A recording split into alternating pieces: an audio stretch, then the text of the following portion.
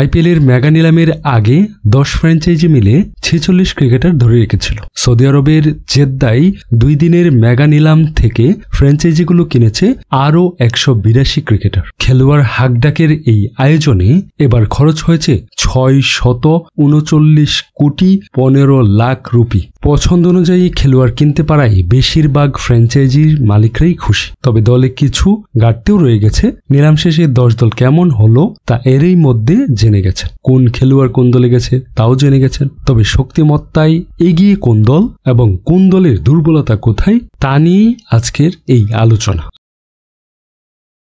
এরপর যে দলটার কথা বলবো সেটা হচ্ছে আইপিএল এর সব থেকে বেশি চ্যাম্পিয়ন হওয়া দল, আইপিএল এর স্টার টিম বলতে পারেন আপনি। অনেকে হয়তো আন্দাজ করতে পারছেন আমি কোন দলের কথা বলছি, চেন্নাই সুপার কিংস। এই দলটার প্রতিবারই তাদেরকে যদি রেটিং করা হয় তাহলে যদিও রেটিং পয়েন্টে একটু পিছিয়ে থাকে কিন্তু মাটির খেলায় কিন্তু তারা দুর্দান্ত করে। তো এইবারে যদি তাদের নিলাম শেষে দলটা রেটিং করি তাহলে তারা 7 দেওয়ার মতো একটা দল করেছে, কিন্তু পরবর্তীতে দেখা যায় মাটির খেলায় তারা 10-এ 10, এমনকি তার উপরে চলে যায়। কারণ এই দলটার নেতৃত্বে থাকেন MS ধোনি। এবারও তিনিই থাকছেন আশা করছি। আর ধোনিকে তো নেতৃত্বে থাকতে হয় না, ধোনি যে টিমে থাকে শুধু টিমে থাকলেই হয়। দলটা কেমন জানি পরশ পাথরের মতো হয়েছে, ধোনির ছোঁয়াতে পাথরও যেন শোনা হয়েছে। যাই হোক, চেন্নাই সুপার কিংস এবার তাদের মূল স্কোয়াডে 25 জন রেখেছেন, ভারতীয় রেখেছেন 18 জন এবং বিদেশি খেলোয়াড় নিয়েছেন 7 জন। তারা ধরে রেখেছেন রবীন্দ্র জাদেজা, ঋতুরাজ গাইকোয়াদ, মাতিসা পাতিরানা, শিবম দুবে, MS ধোনি। আর নিলাম থেকে তারা কাদেরকে নিয়েছেন আপনারা অলরেডি স্ক্রিনে তাদেরকে দেখতে পাচ্ছেন। Chennai super Kings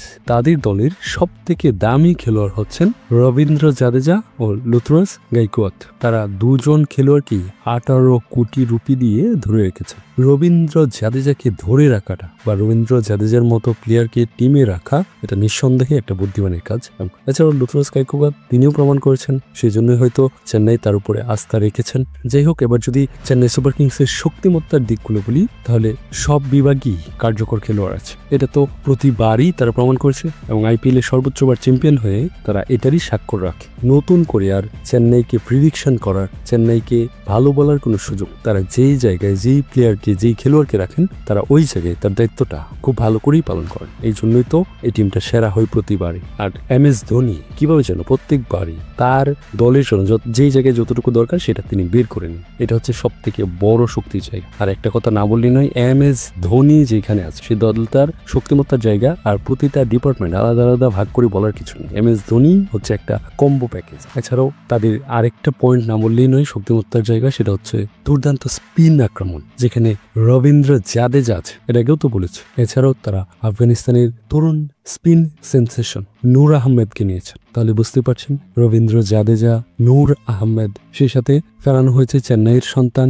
Ravichandran আশ্বিনকে। তাহলে চেন্নাই এবার একটা ওয়ার্ল্ড ক্লাস বিশ্বমানের একটা স্পিন আক্রমণ তাদের ধরে অতীতে যাদের নিয়ে শিরোপা জিতেছে তাদের অনেকেই ফেরানো হয়েছে। অনেকেই অনেক খেলোয়াড় ছেড়ে দিয়েছে যারা বিগত অনেকদিন ধরেই ওই টিমের হয়ে খেলছে, ওদিকে তারা ছেড়ে দিয়েছে। আর চেন্নাই কি করলো, বিগত দিনে যাদেরকে ছেড়ে দিয়েছিল তাদেরকেই আবার ফিরিয়ে এনেছে। এটা তাদের জন্য একটা বিশাল শক্তির জায়গা। এছাড়াও চেন্নাই প্রতিবারই দেখা যায় যে তারা তরুণ প্রতিভার দিকে বিশেষ একটা নজর দেয়। এছাড়াও পরিচিত নির্ভরযোগ্য ভারত চেন্নাই সব থেকে বেশি নজর দেয়, সেটা হচ্ছে অভিজ্ঞ বিজয় শঙ্কর, রাহুল ত্রিপাঠী, দীপক হোদা, শ্রেয়স গোপাল।